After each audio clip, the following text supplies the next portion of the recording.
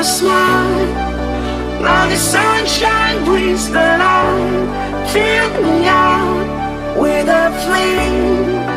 I will let you in this game. Take me out.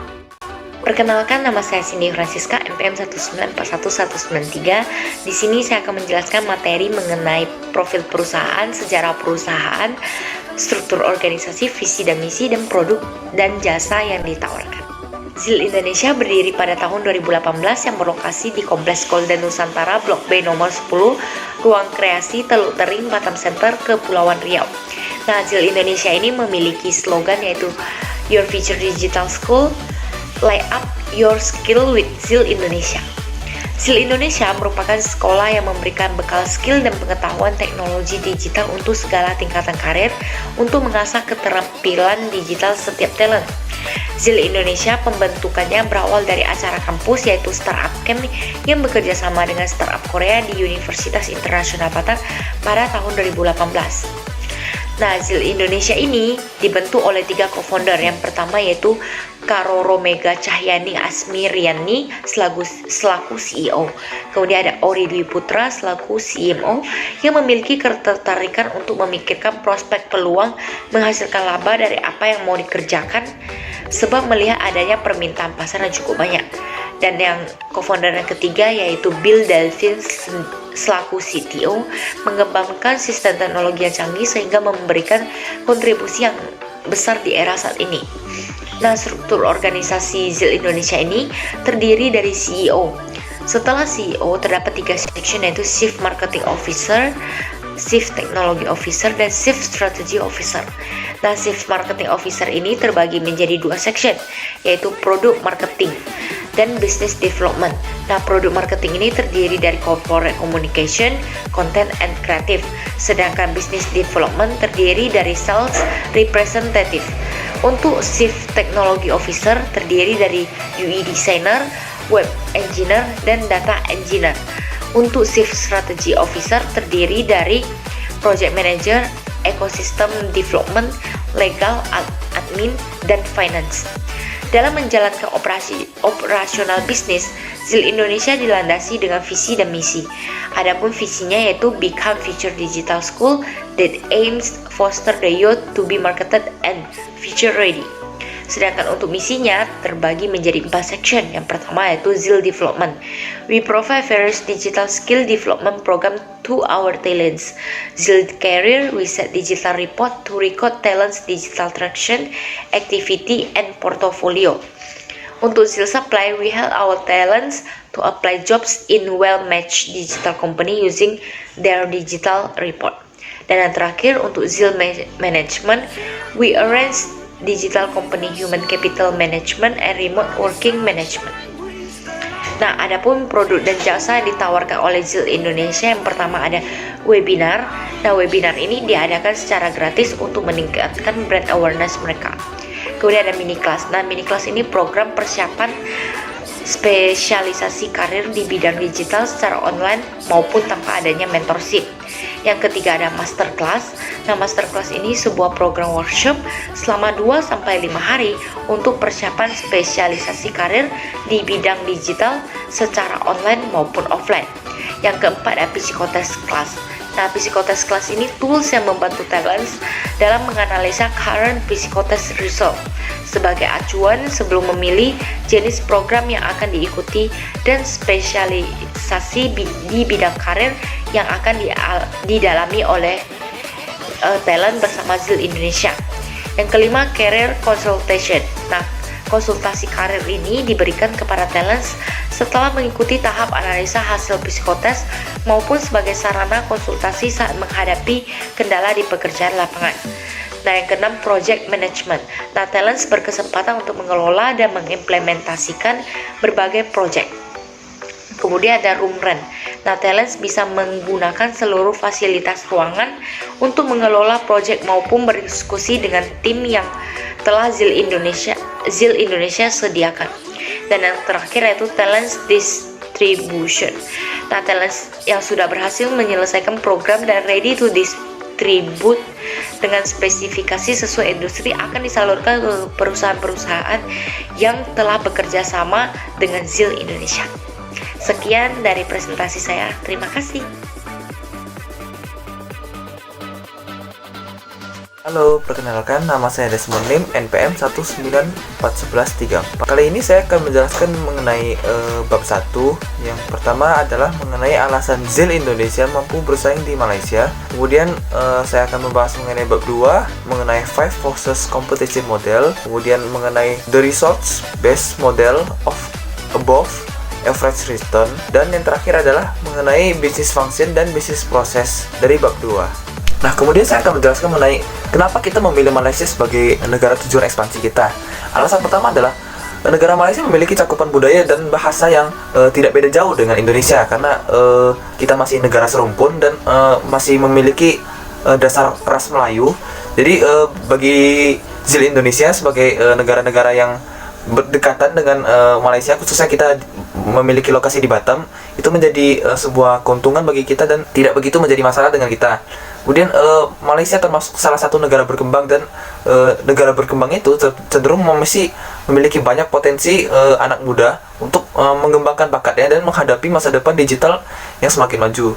Kemudian nilai tukar dari rupiah ke ringgit Malaysia yang juga tidak jauh, sehingga meminimalisir beban untuk melakukan ekspansi. Nah, kemudian alasan lainnya kenapa sih kita memilih Malaysia? Nah, di Malaysia itu kemudahan untuk membuat suatu usaha atau bisnis itu sangat mudah, apalagi mengenai pengurusan legalitas.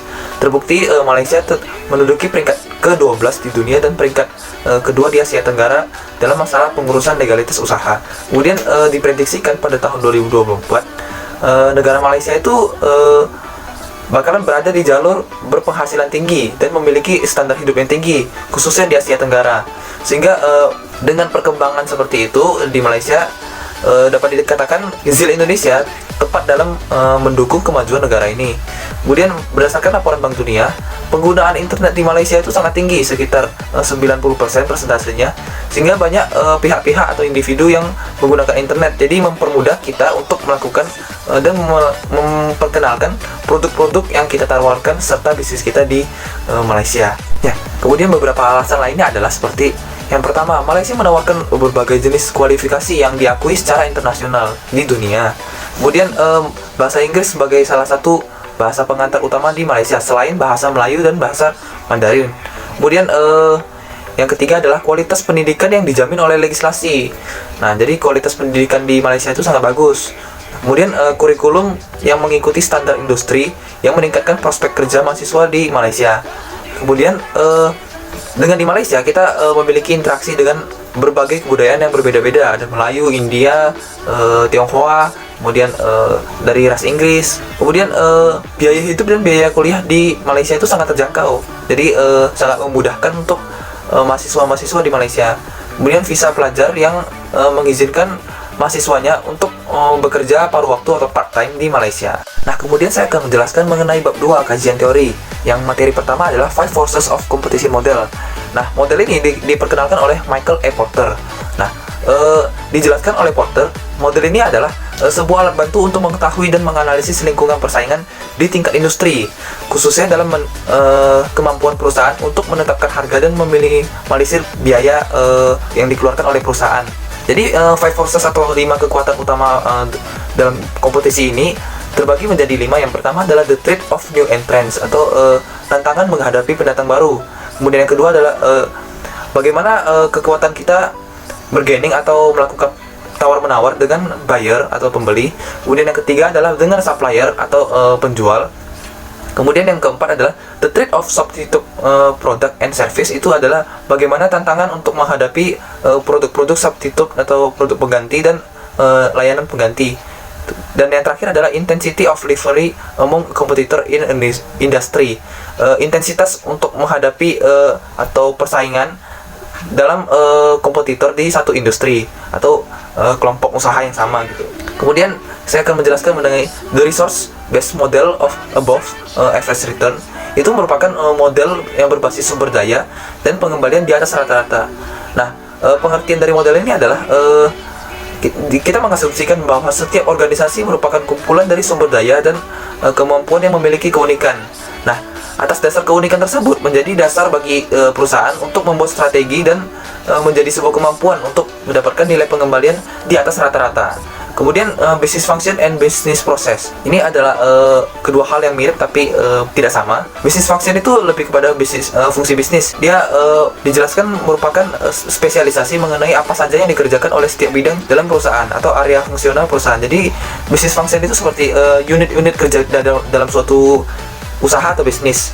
Jadi dia lebih detail seperti kepada bidang pemasaran, penjualan, kemudian manajemen rantai pasokan, akuntansi dan keuangan serta SDM, dan terintegrasi dalam suatu perusahaan. Nah, integrasinya itu lebih kepada bisnis proses. Jadi bisnis proses itu adalah proses integrasi beberapa bisnis function atau area fungsional perusahaan menjadi satu proses bisnis dalam suatu perusahaan.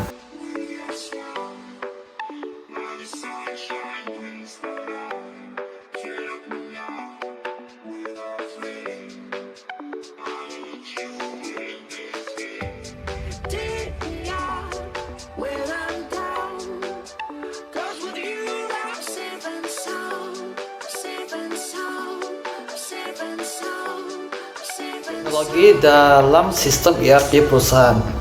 Proses perusahaan dalam mengatur dan mengintegrasikan beberapa bagian penting dalam perusahaan dalam bisnisnya dinamakan sebagai Enterprise Resource Planning atau ERP. Terdapat beberapa perusahaan yang menawarkan layanan ERP seperti SAP, Oracle, dan PeopleSoft. Untuk komunikasi lintas budaya. Komunikasi lintas budaya adalah proses komunikasi yang memiliki kebudayaan yang beraneka ragam, ras, sosial ekonomi, etnik. Tujuan komunikasi lintas budaya adalah menjembatani perbedaan budaya melalui informasi baru yang didapatkan, mempelajari sesuatu yang baru dan kebudayaan, dan menyatakan identitas sosial. Komunikasi bisnis. Strategi komunikasi bisnis yang dapat dilakukan yaitu online advertising. Maraknya pemasaran digital yang dilakukan saat ini yaitu memasang iklan dengan memanfaatkan internet. Internet telah dijadikan sebagian dari marketing mix. Selanjutnya adalah strategi generik. Strategi generik merupakan strategi yang mendefinisikan arah tujuan dan tindakan yang akan dilakukan oleh perusahaan untuk mencapai tujuan. Untuk mengembangkan strategi bisnis digital memerlukan perpaduan pendekatan bisnis, pemasaran, manajemen rantai pasokan, dan pengembangan strategi sistem ERP. Dalam strategi general ini terbagi ada beberapa, yaitu strategi analogi, strategi objektif, strategi definition, dan terakhir strategi implementation. Selanjutnya bab 3 untuk objek penelitian yang digunakan ZIL Indonesia menggunakan penelitian kualitatif dan interview. Untuk model objek penelitian deskriptifnya adalah mode ini bersifat analisis. Alasan menggunakan metode ini adalah metode membantu kami bertindak sebagai peneliti yang dengan mudah mendapatkan informasi yang mendalam terkait salah satu perusahaan yang kami teliti. Sumber yang didapati metode ini menjadi halaman resmi dari ZIL Indonesia, akun sosial media Instagram, dan YouTube ZIL Indonesia itu sendiri. Dan objek penelitian yang kedua adalah metode interview. Metode yang kedua kami manfaatkan dalam metode interview. Metode ini kami pilih didasarkan beberapa kelebihan yang sangat krusial. Pada metode ini sumber informasi yang mengalir kepada satu founder ZIL Indonesia yaitu Roro Mega Cahyani Asmi Riyandani sebagai Chief Executive Officer. Melalui metode ini kami bisa mendapatkan informasi yang lebih kredibel dan terpercaya. Hai, perkenalkan nama saya Feliciako, NPM 194170. Di sini saya akan membahas tentang bab 4. Jadi pertama di bab 4 kita akan membahas tentang external environmental analysis, dan kita lakukan analisis ini dengan pertama menganalisis 5 forces of competition model. Pertama itu ada ancaman dari pendatang baru. Jadi ZIL Indonesia ini mempunyai high entry barriers karena pertama ZIL Indonesia itu adalah bisnis dalam industri edutech. Nah, biasanya edutech itu cukup sulit untuk masuk ke dalam bisnis tersebut. Lalu juga ZIL Indonesia udah mempunyai brand awareness yang cukup luas dan network atau relasi yang cukup luas. Jadi ancaman pendatang baru itu tidak ada karena ZIL Indonesia itu sudah cukup meluas, sudah dikenal banyak orang gitu. Jadi tidak akan kalah dengan pendatang baru. Baru kedua kita akan membahas tentang bargaining power of suppliers. Jadi di sini suppliers memiliki posisi yang lemah ya, karena kan JIL Indonesia itu berbasis jasa gitu. Jadi tidak membutuhkan banyak pemasok atau supplier untuk kegiatan operasionalnya. Lalu selanjutnya kita akan membahas tentang buyer. Nah, buyer di sini juga mempunyai posisi yang rendah nih, karena kan brand awareness Indonesia, JIL Indonesia tuh udah meluas gitu. Jadi udah ada banyak peminat yang menggunakan JIL Indonesia sendiri gitu. Baru selanjutnya kita akan membahas tentang threat of substitute product. Jadi ada beberapa ancaman dari produk substitusi. Mengapa? Karena kan bisnis edutech ini sebenarnya udah cukup banyak ya, apalagi akhir-akhir ini itu banyak itu bisnis edutech yang merintis di Indonesia.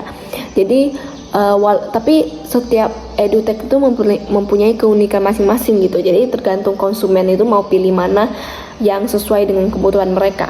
Baru selanjutnya rivalry among competing firms.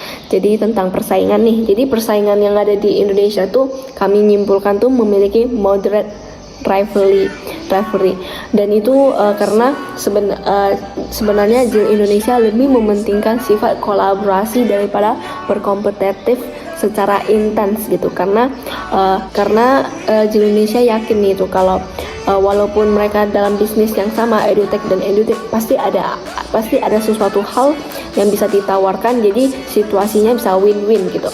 Baru selanjutnya kita akan membahas tentang kompetitor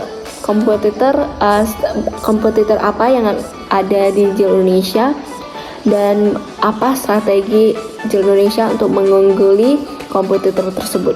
Nah, jadi ada 3 pesaing nih yang dihadapi oleh JIL Indonesia. Pertama itu adalah Skill Academy, Perwadika, dan Kelas Pintar. Nah, jadi platform ini sebenarnya udah cukup terkenal ya di Indonesia. Baru selanjutnya kita akan membahas tentang strategi JIL Indonesia untuk mengungguli para pesaing tersebut. Jadi pertama, JIL Indonesia pasti harus mempunyai keunikan sendiri dong. Jadi keunikannya seperti mereka udah memiliki kurikulum pelatihan yang sudah terintegrasi dengan persyaratan yang diajukan oleh industri gitu. Jadi industri mau apa, JIL Indonesia bisa sediain gitu.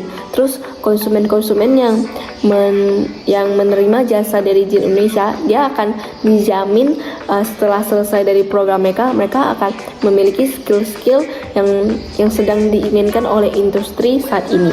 Lalu JIL Indonesia juga mempunyai keunikan seperti mereka melakukan personal approach dengan two-way communication.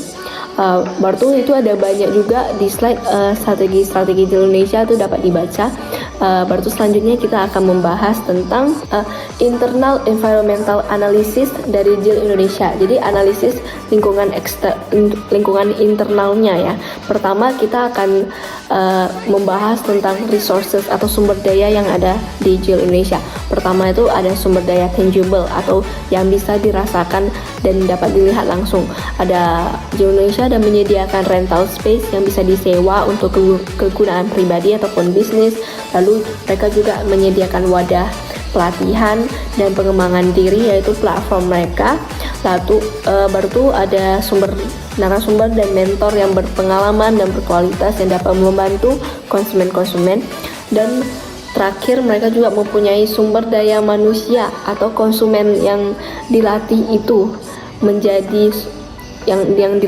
untuk menjadi tenaga kerja yang dibutuhkan oleh perusahaan ataupun industri.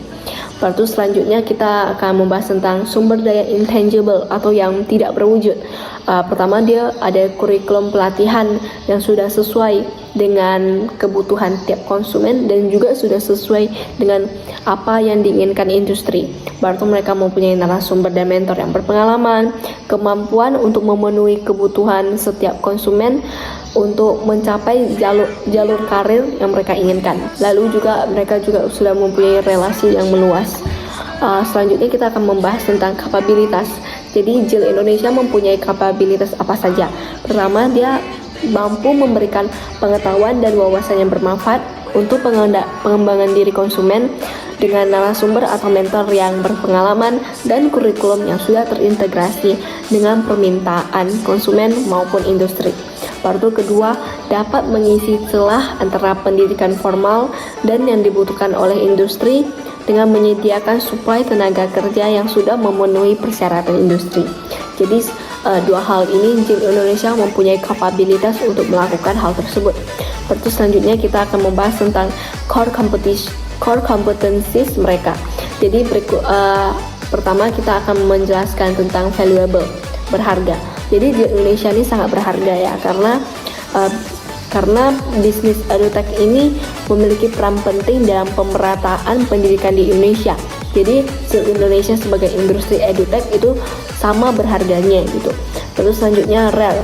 Kalau kita bicara tentang kelangkaan, ZIL Indonesia tuh tidak langka karena sekarang udah ada banyak bisnis edutech yang merintis. Berarti costly to imitate. ZIL Indonesia juga tidak terlalu mahal, cukup murah asalkan kita ada platform dan narasumber atau sumber daya manusia yang mampu mengajar konsumen yang akan datang. ZIL Indonesia dianggap cukup murah. Lalu selanjutnya non-substitutable. Jadi ZIL Indonesia juga sebenarnya bisa disubstitusi oleh platform edutech yang lain. Cuman itu tergantung dengan konsumen, mereka tuh mau milih yang mana satu aja gitu. Jadi dari keempat ini bisa disimpulkan kalau ZIL Indonesia itu memiliki average return ya, walaupun ada banyak yang no, seperti mereka bisa substitusi, murah, terus tidak langka, tapi ZIL Indonesia mempunyai strategi sendiri yang bisa membuat banyak konsumen datang ke mereka gitu. Lalu ZIL Indonesia juga ada melakukan outsourcing seperti merekrut narasumber dari pihak luar dan bekerjasama dengan perusahaan partner mengenai perekrutan konsumen ZIL Indonesia. Halo, perkenalkan nama saya Andreas Susrogawa dengan NPM 1941055. Jadi pada kesempatan kali ini saya akan memaparkan 4 materi. Yang pertama adalah dampak COVID-19 bagi ZIL Indonesia. Kemudian kedua adalah bentuk-bentuk komunikasi yang dilakukan oleh ZIL Indonesia. Kemudian yang ketiga adalah strategi yang harus dilakukan ZIL Indonesia ketika melakukan ekspansi ke negara Malaysia. Dan yang keempat adalah saya akan memaparkan hasil analisa dari kelompok kami mengenai SWOT terhadap ZIL Indonesia. Nah, yang pertama saya akan menyampaikan dulu mengenai dampak COVID-19 bagi ZIL Indonesia. Tentunya ada dampak positif dan dampak negatifnya ya. Jadi yang pertama adalah pada tahun 2019 ZIL Indonesia itu sudah memiliki banyak planning offline ya untuk menjadi massa dalam jumlah besar. Namun di tahun 2020 semua itu gagal dan harus putar otak kembali untuk memikirkan event yang lebih cocok dilaksanakan di masa pandemi tersebut. Kemudian yang kedua adalah di kala kondisi sebelum terjadi pandemi, setiap aktivitas perencanaan dan perekrutan talent itu semuanya dilakukan di kantor atau secara offline. Namun sekarang kondisinya berubah, semuanya harus diubah adaptasinya menjadi online gitu ya. Yang ketiga adalah sebelum pandemi COVID-19, cakupan tim talent baru hanya sebatas di daerah saja atau di kota Batam saja. Namun setelah hadirnya COVID ini membuat ZIL Indonesia bisa beradaptasi ke sistem digital dan mendatangkan para talent dari luar kota daerah Batam gitu ya. Kemudian keempat adalah ketika awal mula pandemi membuat Indonesia itu sepi ya peminatnya, namun seiring berkembangnya waktu dapat diadopsi sistem digital sehingga ya bisa menjaring massa lebih banyak gitu. Baiklah, perkenalkan nama saya Ecclesia, NPM 1941245. Sekarang saya akan menjelaskan tentang Enterprise Resource Planning atau ERP. Jadi sedikit informasi tentang ERP. ERP ini adalah perangkat lunak yang digunakan oleh perusahaan untuk mengkoordinasi dan mengintegrasikan informasi di setiap divisi yang ada. Dengan adanya ERP, proses bisnis suatu perusahaan dapat berjalan lebih efisien dan terkoordinasi. Untuk proses bisnis dari ZIL Indonesia dapat dilihat pada gambar flowchart sebelah kiri. Nah, proses bisnis dimulai dari adanya ketertarikan talent terhadap program yang ditawarkan oleh ZIL Indonesia. Untuk mengetahui lebih lanjut mengenai ZIL Indonesia, talent dapat membuka website zilindonesia.com, kemudian melakukan sign up atau membuat akun baru. Nah, ketika talent membuat akun baru, data pengguna baru akan masuk dan diterima oleh pihak marketing ZIL Indonesia. Selanjutnya data tersebut akan disimpan dan ZIL Indonesia akan mengirimkan email verifikasi kepada talent. Selanjutnya talent dapat memilih menu layanan yang tersedia pada tampilan website dan akan muncul berbagai program yang disediakan. Karena program yang disediakan oleh ZIL Indonesia ini memiliki tujuan dan manfaat yang berbeda, talent dapat melakukan konsultasi melalui website atau platform seperti Instagram, WhatsApp, dan juga email. ZIL Indonesia akan menjawab pertanyaan dari talent, menjelaskan program-program, dan menyarankan program yang sekiranya sesuai untuk talent. Setelah berkonsultasi, talent dapat memilih program yang sesuai dan memeriksa jadwal dan biaya yang ditawarkan. Apabila tidak setuju, dapat memilih program lain, dan apabila setuju dapat dilanjutkan ke proses pembayaran. Transaksi yang telah dilakukan akan diperiksa oleh finance dan apabila tidak sesuai akan dikonfirmasi ulang kepada talent, dan apabila sesuai, talent dapat melaksanakan program pilihan. Dan untuk saat ini ZIL Indonesia masih belum menerapkan atau mengimplementasikan sistem ERP. Di dalam penyimpanan datanya, ZIL Indonesia memiliki data di setiap divisinya. Oleh karena itu, kami menyarankan ZIL Indonesia untuk menerapkan sistem ERP untuk meningkatkan efektivitas proses bisnis serta terintegrasinya data. Nah, untuk gambaran dari model proses bisnis dengan penerapan ERP bisa dilihat pada gambar flowchart sebelah kanan. Dengan menerapkan sistem ERP, data-data dari setiap divisi tersimpan di dalam central database, sehingga data tersebut lebih terintegrasi karena setiap divisi itu dapat mengakses data yang dibutuhkan dengan mudah melalui aplikasi ERP. Seperti contohnya divisi AR dapat mengakses data profil, program pilihan, dan hasil pelatihan untuk direkomendasikan kepada perusahaan yang membutuhkan karyawan baru. Selain itu, dengan menerapkan sistem ERP dapat memudahkan ZIL Indonesia yang akan melakukan ekspansi ke negara Malaysia. Jadi ketika ZIL Indonesia mengembangkan bisnisnya dengan ekspansi, berkemungkinan adanya penambahan proses bisnis sehingga memerlukan sistem yang lebih terintegrasi dan dapat membantu memonitor aktivitas bisnis di negara Malaysia dan juga Indonesia. Selanjutnya adalah kriteria seleksi untuk mengevaluasi modul ERP. Dikarenakan ZIL Indonesia ini belum menerapkan sistem ERP, terdapat banyak pertimbangan di dalam pemilihan sistem ERP yang sesuai dengan kebutuhan perusahaan. Dan setelah membandingkan dan melakukan seleksi beberapa jenis software ERP, dipilihlah Odoo ERP yang berbasis cloud. Nah, Odoo ini merupakan sistem ERP yang mengelola sistem elemen bisnis di dalam satu aplikasi. Nah, adapun kriteria-kriteria yang menjadi bahan pertimbangan di dalam penerapan ERP ini yaitu yang pertama ada modul yang tersedia. Odoo ini telah mengembangkan sekitar 30 aplikasi pokok yang di-upgrade secara reguler dan juga tersedia modul-modul yang dibutuhkan oleh ZIL Indonesia seperti finance, HR atau sumber daya manusia, marketing atau pemasaran, website, dan lain sebagainya. Yang kedua adalah dapat di-custom. Odoo memberikan kemudahan bagi pengguna karena dapat di-custom sesuai dengan kebutuhan. Jadi ZIL Indonesia dapat memilih modul-modul yang ingin digunakan dan dapat menambah ataupun mengurangi penggunaan modul seiring pertumbuhan perusahaan di masa yang akan datang. Yang ketiga adalah free trial. Dengan adanya free trial, ZIL Indonesia dapat mencoba software ERP secara gratis dan melihat apakah ERP tersebut sesuai dengan kebutuhan perusahaan. Free trial ini berlaku selama 15 hari, jadi waktu tersebut dapat dimanfaatkan untuk beradaptasi dengan sistem yang ada. Yang keempat itu biaya. Harga yang ditetapkan oleh Odoo dihitung dari jumlah pengguna dan modul yang diaplikasikan, sehingga biaya yang perlu dikeluarkan oleh ZIL Indonesia dapat disesuaikan dengan kebutuhan dan budget yang tersedia. Dan yang kelima adalah berbasis cloud. Mengimplementasikan sistem ERP berbasis cloud ini lebih mudah karena dapat dilakukan melalui website dengan bantuan koneksi internet dan bersifat lebih fleksibel karena memudahkan ZIL Indonesia untuk mengakses data kapanpun dan dimanapun. Selain itu juga mengurangi resiko kehilangan data karena secara otomatis tersimpan dalam cloud. Oke, selanjutnya saya akan menyampaikan mengenai bentuk komunikasi yang dilakukan ZIL Indonesia. Jadi sebelum ZIL Indonesia itu sudah melakukan bentuk komunikasinya mereka sendiri, yaitu melakukan brand awareness yang melalui divisi ekosistem dengan menciptakan community and partner event, menciptakan kegiatan seperti podcast, webinar gratis, dan event-event yang menarik yang disampaikan semuanya di halaman website mereka dan juga Instagramnya. Nah, setelah mereka melakukan langkah brand awareness tadi, ZIL Indonesia juga menawarkan beberapa opsi ya kepada para calon talent untuk lebih tertarik ya mengikuti kegiatan atau pelatihan dari ZIL Indonesia ini. Adapun hal-hal yang harus diperhatikan ZIL Indonesia bila mana akan melakukan ekspansi ke negara Malaysia. Yang pertama adalah harus menggunakan bahasa Melayu disertai bahasa Inggris sebagai bahasa komunikasi sehari-hari dan juga bahasa bisnis ya. Kemudian yang kedua adalah harus berkomunikasi memperhatikan kebudayaannya yang sopan serta halus sebagaimana budaya Melayu di Malaysia. Kemudian yang ketiga adalah ketika melakukan komunikasi hendaknya itu menghindari perdebatan atau kemarahan atau dengan nada tinggi.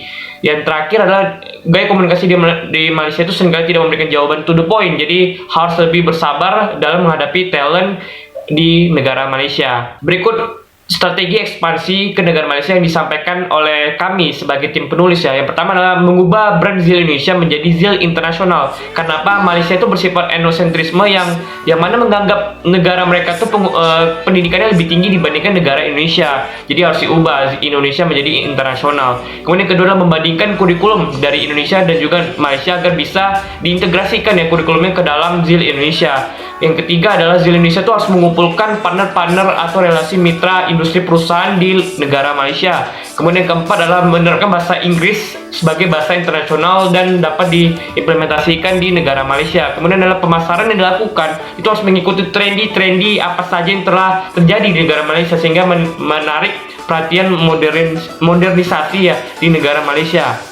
Kemudian adalah Yang keenam, berkolaborasi dengan startup edu teknologi yang ada di Malaysia untuk merekrut beberapa mentor dan advisor dalam mengajar di Malaysia. Yang ketujuh adalah meningkatkan tarif biaya sebesar 10-20% karena apa? Malaysia itu tingkat pendapatan per kapita mereka lebih kuat 3 kali lipat dibanding negara Indonesia. Oke, yang terakhir saya akan menyampaikan mengenai analisa SWOT yang telah kelompok kami analisa terhadap ZIL Indonesia. Yang pertama adalah strength atau kekuatan dari ZIL Indonesia. Jadi yang pertama, ZIL Indonesia melakukan pendekatan secara personal atau two-way communication. Kemudian yang kedua, ZIL Indonesia menawarkan pengembangan keterampilan digital seperti programmer, IT, digital marketing, desainer atau semuanya berbasis digital. Yang ketiga adalah metode pembelajaran yang dilakukan oleh ZIL Indonesia itu secara interaktif dan aplikatif menyesuaikan kebutuhan dari industri. Yang keempat adalah memiliki network yang lebih luas ya terhadap setiap perusahaan industri, jadi bisa menyuplai para talent nantinya. Nah, selanjutnya nih, weakness dari ZIL Indonesia. Yang pertama adalah awareness nih, dalam meningkatkan value ide seringkali harus dikembangkan agar bisa menciptakan inovasi produk atau program baru. Yang kedua, akses ke seluruh daerah yang masih belum terbiasa, dibutuhkan effort yang harus lebih gitu ya. Nah, selanjutnya adalah opportunity atau peluang dari ZIL Indonesia yang ada 3 nih. Pertama, pangsa pasar yang besar nih di Indonesia sebab jumlah talent Indonesia itu masih sangat rendah. Kemudian kedua adalah jumlah talent digital di Indonesia masih dikatakan terendah di Asia Tenggara yang padahal talent kita ini memiliki potensi yang besar. Yang ketiga adalah karakter pendidikan dan demografi di Indonesia itu sangat luas gitu ya. Nah, yang terakhir nih, threat atau ancaman dari ZIL Indonesia. Jadi yang pertama adalah banyak pemain dan jenis usaha yang sama dengan ZIL Indonesia. Kemudian yang kedua, secara culture tidak semua hal digital sehingga memerlukan effort besar untuk melakukan pendekatan. Dan yang terakhir adalah banyak peluang yang lebih menggiurkan di luar negeri ketimbang Indonesia dalam hal outsourcingnya, sehingga ya ZIL Indonesia harus lebih bisa menarik perhatian dari para talent-talent agar tidak melakukan pelatihan mereka di luar negeri. Ya, sekian dari saya, terima kasih. Dan saran, adapun kesimpulan dari kelompok kami yaitu ZIL Indonesia akan tetap berjalan dengan baik di Malaysia. Hal ini dikarenakan terdapat banyak peluang bisnis di Malaysia dan budayanya yang tidak beda jauh dengan Indonesia sehingga ZIL Indonesia akan mudah beradaptasi. Adapun rekomendasi dari kelompok kami kepada ZIL Indonesia yaitu yang pertama, ZIL Indonesia sebaiknya melakukan inovasi untuk mengembangkan lebih banyak program yang berbeda dari pesaing. Yang kedua adalah ZIL Indonesia sebaiknya menerapkan sistem ERP pada proses bisnis untuk meningkatkan efektivitas dan integritas data.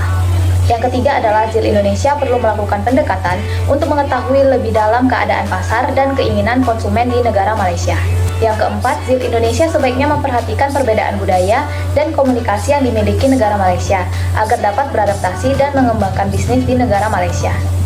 Dan yang kelima adalah ZIL Indonesia memerlukan sumber daya manusia serta mentor yang berpengalaman di negara Malaysia demi kelancaran proses pelatihan dan pengembangan diri para talent. Sekian presentasi dari kelompok kami mohon maaf apabila ada kesalahan kata. Terima kasih.